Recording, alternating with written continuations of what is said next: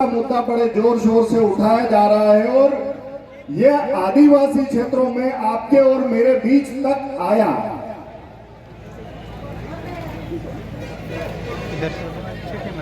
आधे नेताओं ने कहा कि ये मेरे बीजेपी के लोग हैं, आधों ने कहा ये मेरे कांग्रेस के लोग हैं, फिर थोड़े बच गए थे तो बाबा किशन के नालायक भीख मंगे जो कटोरा लेके आपके और मेरे घर आते हैं, उन्होंने कहा कि ये मेरा हिंदू है। और थोड़े बच गए तो दूसरे लोग आए और कहा कि ये मेरे ईसाई लोग हैं। और समस्या सबसे बड़ी ये है कि हमको आदिवासी मानने को कोई तैयार नहीं है। तो आज हम जिस समस्या के कारण परेशान है, वो परेशानी का कारण यहाँ है, हमको वहां उलझा के रखा। ये बोला कि ये आदिवासी हिंदू है, ये आदिवासी ईसाई है, और हमको आपस में लड़वा के और हमारी जमीनों के सौदे हो गए। जो भी खंभे हैं हवा के कारण उड़ सकता है पंडाल, जो भी आसपास युवा है खंभों को पकड़ ले ताकि पंडाल नहीं उड़े। जब हम हमारा पंडाल बचा लेंगे तो ये मान लेना कि हमारी जमीन है, हम बचा लेंगे।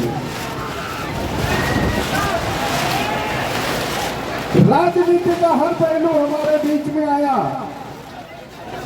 बीजेपी आई, कांग्रेस आई, और ये जमीन की समस्या आज से नहीं, आज से 2 साल पहले से चालू हुई थी, 2 साल पहले शुरू हो गई थी।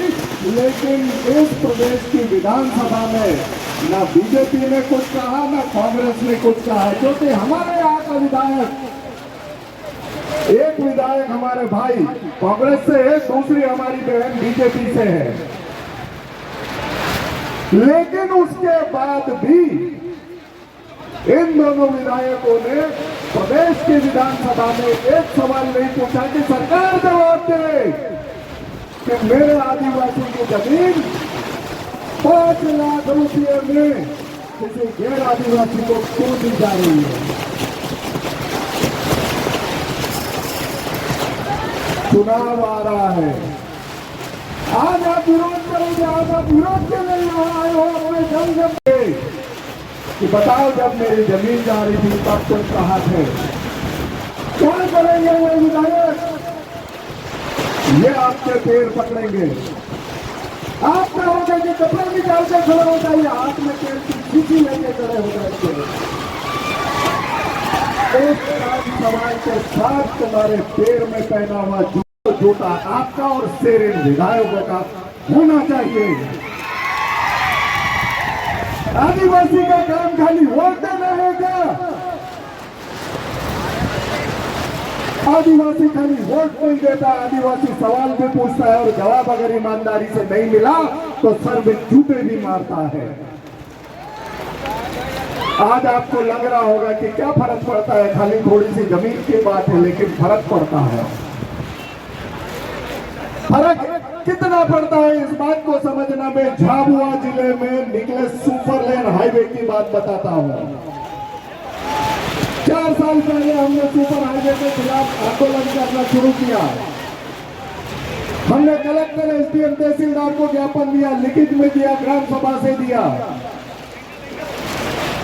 सरकार ने काम बंद कर दिया, 2 साल तक काम बंद रहा। उसके बाद में जितने भी बीजेपी और कांग्रेस के नेता थे, सरपंच थे, विधायक प्रतिनिधि थे, बीजेपी और कांग्रेस के कार्यकर्ता थे, ये कार्यकर्ता गए गांव वालों के पास, आदिवासी समाज के पास, और इन्होंने कहा अरे सरकार 10 लाख दे रही है, सरकार 15 लाख दे रही है, तुमने कभी देखे नहीं होंगे, उतना पैसा तुमको दे रही है। और हमारे लोग लालच में आए और 10 लाख 15 लाख रुपए लिए। वो 10 लाख 15 लाख 2 साल नहीं चले। आज हालत ये हो गई है कि साल के 12 महीने सूरत और कोटा में जाकर के मजदूरी करते हैं क्योंकि जिंदा रहता है। ये हालत आपकी भी होगी अगर इन नेताओं के भरोसे आप रहे तो आपको तय करना है कि आपको अपना भविष्य बचाना है या नेताओं के सुनना है, सरकार के सुनना है, किसके सुनना है? आपको आज ये आप तय करोगे, ये बात आज आप बताओगे। ये पीले गमछे वाले लड़के दिन रात जेब में पैसा है, चाय मिली पी ली, नहीं मिली तो भी आपके घर तक आते हैं। समाज का सही क्या है, गलत क्या है, अच्छा क्या है, बुरा क्या है, आपको बताते हैं। आपको इन आदिवासी समाज के युवाओं की सुननी है या इन बीजेपी कांग्रेस की सुननी है, ये तय आपको करना है।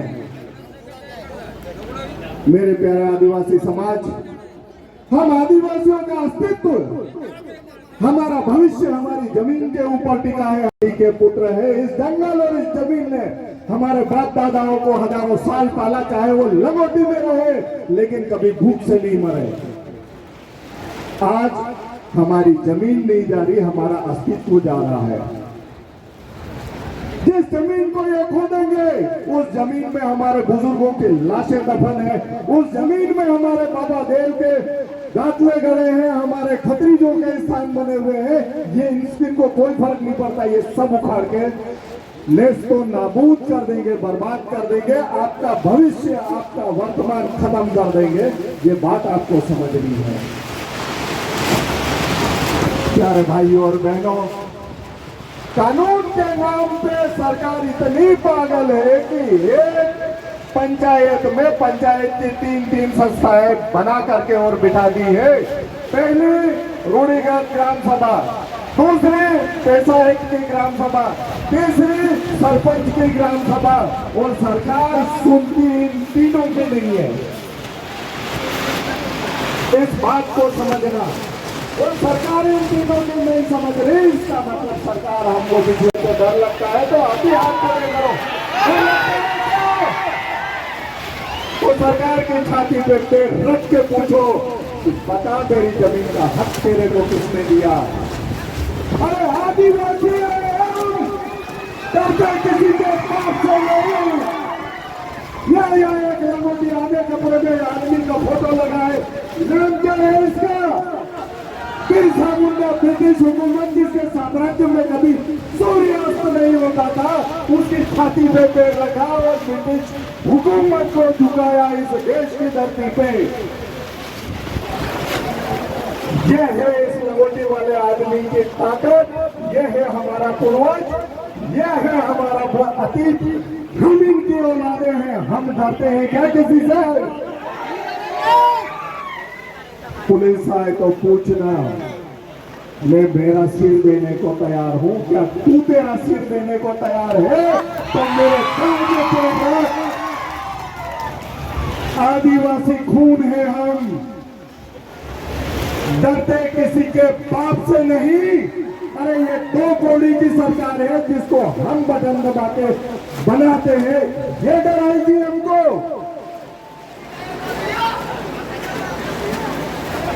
जंगल में बड़े बड़े पेड़ों के पत्ते हैं, खाकरे भी है और दूसरे भी हैं। कोई आए तो बोलना, इसी पत्ते में तेरा खून निकाल के और पी जाऊंगा। आदिवासी हो, जमीन नहीं छोड़ूंगा। आप मरने को तैयार हो तो खुद भगवान आपकी जमीन नहीं ले सकता।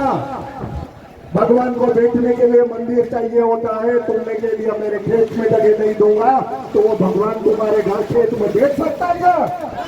तो जब भगवान तुम्हारी जमीन नहीं ले सकता तो ये 2 कौड़ी की सरकार, इसकी औकात क्या है?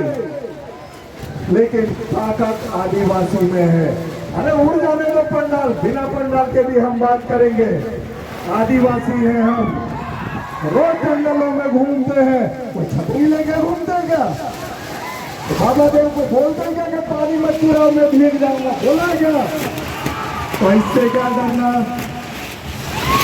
घर पर बोकरे चला रहे थे, नहीं भगवान पानी गिरा, छतरी बाबा देव पानी गिरा, आज गिरा दिया।